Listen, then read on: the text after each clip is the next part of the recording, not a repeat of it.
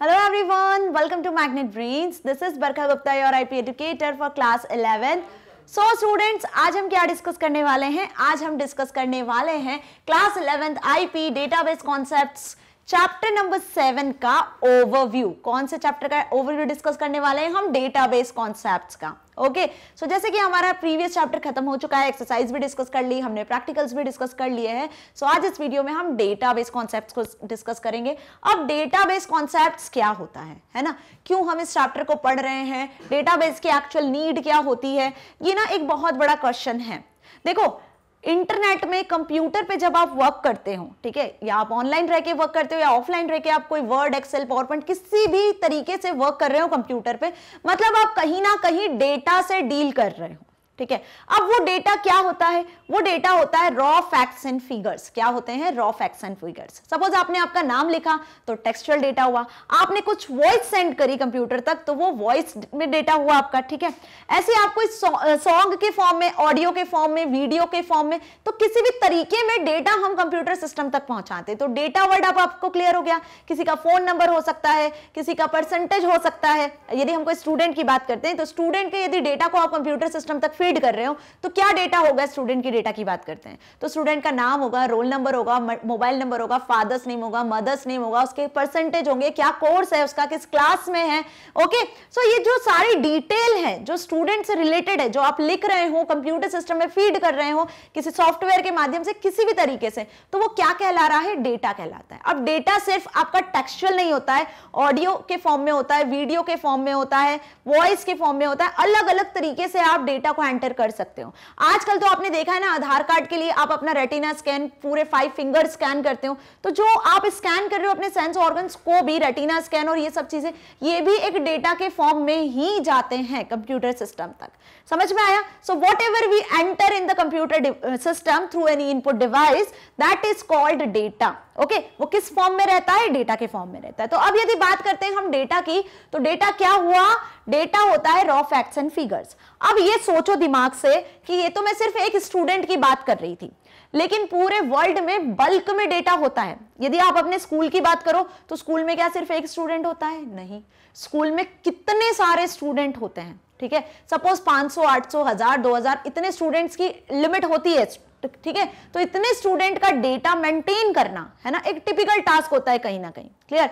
अब इसी तरीके से यदि हम किसी हॉस्पिटल की बात करें तो हॉस्पिटल में भी बल्क में डेटा होता है। पेशेंट्स डेली के आते हैं, जाते हैं, उनकी डिटेल्स होती हैं, पेशेंट का नंबर, वार्ड, डिसीज वगैरह, जो भी दुनिया भर की डिटेल होती है वो पेशेंट से रिलेटेड होती है। हॉस्पिटल में जो काम कर रहे हैं एम्प्लॉयज, डॉक्टर, नर्स, उनकी डिटेल होती है। ऐसी किसी कंपनी की बात करें तो कंपनी में, ऑर्गेनाइजेशन में एम्प्लॉयज की डिटेल होती है। किसी शॉप की बात करते हैं या कोई मॉल की बात करते हैं तो वहां कस्टमर्स की डिटेल होती है। तो मतलब हर जगह कहीं पे भी आप जाओगे जहां कंप्यूटराइज्ड वे में काम हो रहा है ना, या नहीं भी हो रहा है, मैनुअली भी काम हो रहा है, तो वहां डेटा का मतलब आपको समझ में आ गया, ठीक है। तो डेटा क्या हुआ? रॉ फैक्ट्स एंड फिगर्स हुए, जो अलग अलग फील्ड में अलग अलग तरीके से कलेक्ट किया जाता है। अब डेटा को 2 तरीके से कलेक्ट करते हैं। पहले हम मैनुअली कलेक्ट करते थे, मैनुअली मतलब रजिस्टर्स में आप डेटा को कलेक्ट करते थे, ठीक है। आजकल जैसे जैसे हमारा जो एरा है वो चेंज होता जा रहा है, टेक्नोलॉजी की साइड हम डाइवर्ट ज्यादा होते जा रहे हैं, राइट। तो हम क्या कर रहे हैं? हम इंटरनेट, कंप्यूटर्स जैसी टेक्नोलॉजी का यूज कर रहे हैं और उसी डेटा को हम मैनुअली ना करके कंप्यूटराइज्ड वे में रख रहे हैं, ठीक है, कंप्यूटराइज्ड वे में कलेक्ट कर रहे हैं। तो इसे कलेक्ट करने के लिए कंप्यूटराइज्ड वे में हम जब डेटा को कलेक्ट करते हैं तो कहां कलेक्ट करते हैं, कहां स्टोर करते हैं, कहां मेंटेन करते हैं? बल्क में डेटा को, ठीक है। सपोज आपकी आज आप 10th क्लास में हो, ठीक है, आप 11th क्लास में हो, अब 11th से आप 12th में जाओगे तो आपका पूरा डेटा प्रमोट होगा 12th क्लास के लिए। ओके, सो यहां पे देखो मेंटेनेंस का काम चल रहा है, डेटा को आप प्रमोट कर रहे हो आगे। हो सकता है किसी स्टूडेंट्स ने स्कूल छोड़ा हो तो एंट्रीज डिलीट भी होंगी, कोई नए स्टूडेंट आए तो एंट्रीज अपडेट भी होंगी। तो ये जो डेटा है वो कहां मेंटेन किया जाता है, कहां स्टोर किया जाता है, कंप्यूटराइज्ड वे में कैसे किया जाता है। ओके, तो वही सारी चीजें, बेसिक चीजें हम पढ़ेंगे इस डेटाबेस वाले चैप्टर में। तो डेटाबेस ही वो चीज होती है जहां पे आप बल्क में डेटा को सेव करते हो, स्टोर करते हो, मेंटेन करते हो, कॉपी करते हो, डिलीट करते हो, डिस्ट्रीब्यूट करते हो। So whatever the operation perform on data is collected in the database. अब डेटाबेस की नीड समझ में आ गई कि क्या है, इस चैप्टर में हमें क्या पढ़ना है। इस चैप्टर में हमें पढ़ना है डेटाबेस क्या होता है, डेटाबेस को कैसे मैनेज किया जाता है, क्या क्या टॉपिक्स हैं जो इस चैप्टर में हमें पढ़ना है वो डिस्कस करते हैं। ओके, सो ध्यान से देखो, इस चैप्टर में सबसे पहले आपको पढ़ना है इंट्रोडक्शन, जो मैंने अभी आपको पूरा कंप्लीट समझा दिया है। देन आफ्टर दैट आपको डिस्कस करना है फाइल सिस्टम। ठीक है, फाइल सिस्टम में हम पढ़ेंगे लिमिटेशन ऑफ फाइल सिस्टम। अब फाइल सिस्टम क्या हुआ पहले ये जान ले। ठीक है, सो फाइल सिस्टम क्या हुआ, जब पहले मैनुअली काम होते थे, ओके 90s के टाइम पे, जैसे स्टूडेंट के अटेंडेंस की बात कर लेते हैं हम। ठीक है, तो टीचर क्या करती है, मैनुअली अटेंडेंस लेती है। क्लियर, आजकल क्या हो गया है, आजकल आप सॉफ्टवेयर का यूज करते हो, अटेंडेंस सॉफ्टवेयर का, बाकायदा सॉफ्टवेयर पे आपकी अटेंडेंस ली जाती है। राइट, अब सोचो कि जब आप रजिस्टर पर अटेंडेंस लेते हो तो किसी का नाम गलत हो सकता है, स्टूडेंट को आप गलत प्रमोट कर सकते हो, डेट वाइज कुछ प्रॉब्लम्स हो सकती है। ठीक है, एब्सेंट प्रेजेंट यदि गलत लगा दिया आपने, ऊपर नीचे कर दिया तो भी प्रॉब्लम हो सकती है। तो बहुत सारी मिस अंडरस्टैंडिंग्स भी हो सकती हैं इस केस में, मैनुअली केस में। तो हम कहां पे स्विच करें धीरे से, फिर हम स्विच करें फाइल सिस्टम पे। तो फाइल सिस्टम में क्या करा आपने, कंप्यूटराइज्ड वे में जो आप मैनुअली काम कर रहे थे वो आप फाइल बना के काम करने लगे। आपने एक्सेल में फाइल बनाई, बल्क में बहुत सारा डेटा आपने सेव किया फाइल में भी। तो फाइल सिस्टम के भी कुछ लिमिटेशंस होते हैं, पता है, ऐसा नहीं कि हमेशा फाइल सिस्टम बहुत अच्छा होता है, एक्यूरेट होता है, नहीं, फाइल सिस्टम में भी बहुत सारी लिमिटेशंस होते हैं जो हम यहां डिस्कस करेंगे कि मैनुअल से जब आप कंप्यूटराइज्ड वर्क में आए, कंप्यूटराइज्ड में वर्क में जब आप डेटा को सेव करने लगे, स्टोर करने लगे, मेंटेन करने लगे, तो फाइल्स के फॉर्म में मैनेज करने लगे। अब फाइल्स भी अलग अलग टाइप की होती है, तो फाइल सिस्टम में क्या प्रॉब्लम्स थे, क्या लिमिटेशंस थे, वो हम यहां डिस्कस करेंगे। ओके, नेक्स्ट देखते हैं हम क्या, डेटाबेस मैनेजमेंट सिस्टम। तो यहां देखो, जो लिमिटेशन फाइल सिस्टम के थे उसको ओवरकम किया, उसको ओवरकम किया। किसने ओवरकम किया, उसको ओवरकम किया गया डीबीएमएस के through, that is database management system. तो असली कहानी जो शुरू होगी ना इस चैप्टर की, वो यहीं से शुरू होगी। डेटाबेस मैनेजमेंट सिस्टम आए कैसे, क्या नीड थी, क्यों, वो सब हम यहां पे पढ़ चुके होंगे। ओके, सो डेटाबेस मैनेजमेंट सिस्टम का कॉन्सेप्ट समझ में आ गया कि डेटाबेस मैनेजमेंट सिस्टम में जो फाइल सिस्टम में लिमिटेशंस थे, उन लिमिटेशंस को ओवरकम किया, उन्हें सॉल्व किया।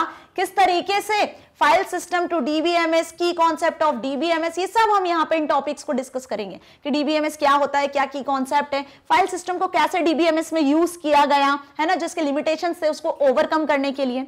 नेक्स्ट जो हम डिस्कस करेंगे इस चैप्टर में वो होगा relational data model.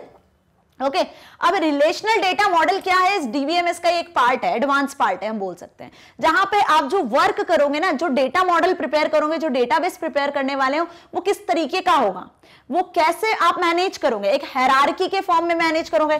Suppose student का नाम लिख दिया है ना, इस तरीके से प्रिपेयर करोगे, या आप एक टेबल के फॉर्म में डेटा को मेंटेन करोगे, है ना। तो जब आप टेबल के फॉर्म में डेटा को मेंटेन करते हो तो इसे हम कहते हैं रिलेशन। क्या कहते हैं, रिलेशन। और इस टैब्यूलर डेटा को ही कहा जाता है रिलेशनल मॉडल। क्या कहा जाता है, रिलेशनल डेटा मॉडल। तो डीबीएमएस में जिस मॉडल का यूज किया जाता है डेटाबेस में डेटा को मैनेज करने के लिए, वो मॉडल होता है relational data model.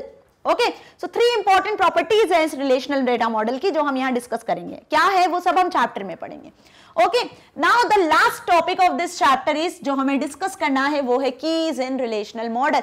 And just believe कि ये बहुत इंपॉर्टेंट टॉपिक है, कीज इन रिलेशनल डेटा मॉडल।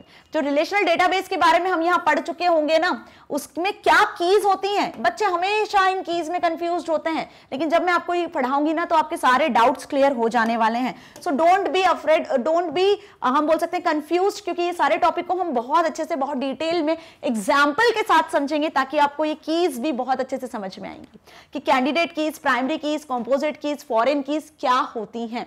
ठीक है, रिलेशनल डेटाबेस में इसका इतना इंपॉर्टेंट रोल एक्चुअली क्यों है, ये आपको समझ में आएगा। सो होप आपको यहां तक ओवरव्यू अच्छे से समझ में आया कि क्या डेटाबेस की नीड है, क्यों हम इस चैप्टर को पढ़ने वाले हैं। सो आज ओवरव्यू में मैंने आपको बताया कि हम ये सारे टॉपिक्स को पढ़ेंगे जो आपकी एनसीईआरटी बुक से कवर किए गए हैं। ओके, और बहुत जल्दी हम इन सारे टॉपिक्स को, इन चैप्टर्स को कवर करने वाले हैं। क्लियर। सो स्टूडेंट्स, यदि वीडियो अच्छी लगी है, ओवरव्यू बहुत अच्छे से समझ में आया है, आपने एंजॉय किया है, ओके, सो आप इसे एक्सेस कर सकते हो मैग्नेट ब्रेन्स की वेबसाइट से भी। यूट्यूब पे तो पूरी प्लेलिस्ट अवेलेबल है, साथ ही साथ आप इसे मैग्नेट ब्रेन्स की ऑफिशियल वेबसाइट से भी एक्सेस कर सकते हो। magnetbrains.com आपको लिखना है, ओके, जैसे गूगल पे लिखोगे तो इस तरीके का होम पेज शो होगा। यहाँ पे आपको सिलेक्ट कर लेनी है क्लास 11। क्लास 11 सिलेक्ट कर लोगे तो क्लास 11 के हिंदी, संस्कृत, मैथ, साइंस जो भी सारे सब्जेक्ट है वो आपको शो होंगे, जिसमें आपको सिलेक्ट करना है अपना subject class 11। Now select the watch now. जब वॉच नाउ पे क्लिक कर लोगे तो आ जाओगे अपने सब्जेक्ट की प्लेलिस्ट पर, class 11065 book code informatics practices, और नीचे आपको पूरी प्लेलिस्ट मिल जानी है। आपको कहीं किसी प्लेटफॉर्म पे जाने की जरूरत नहीं है। जितने भी वीडियोस, लेक्चर, चैप्टर्स हमने कंप्लीट किए प्रैक्टिकल के साथ, आपको सब चीजें यहां पे मिलेगी। ओके, सो क्या करना है आपको, जिस भी वीडियो लेक्चर में डाउट है उसे एक्सेस कर लेना। इस तरीके से आपका डाउट सॉल्व हो जाएगा। फिर भी डाउट रहता है तो कमेंट बॉक्स में लिखिए, आपका डाउट जरूर सॉल्व होगा। सो स्टूडेंट्स, मैग्नेट ब्रेन्स आपको किंडरगार्टन से लेकर क्लास 12 तक free of cost education provide कर रहा है, ताकि आप अपनी लाइफ में कुछ बहुत अच्छा अचीव कर सके, साथ ही साथ अपने एग्जाम में बहुत अच्छे मार्क्स को स्कोर कर सकें। सो मिलेंगे नेक्स्ट वीडियो में इस चैप्टर के डिटेल्ड वीडियोस, लेक्चर्स के साथ। तब तक के लिए stay here, stay happy. Thank you so much.